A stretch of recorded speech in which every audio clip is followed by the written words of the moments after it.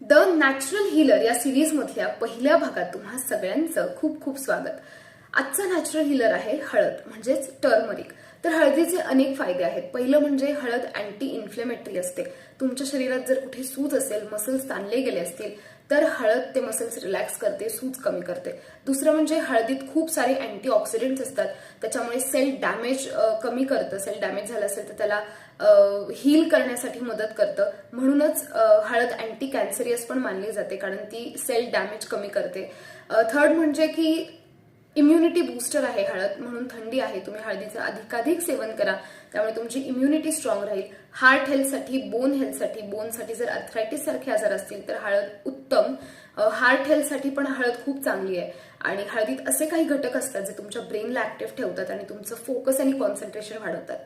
तर नक्कीच हळदीचा नियमितपणे उपयोग ठेवा आणि हळदीचे फायदे घ्या.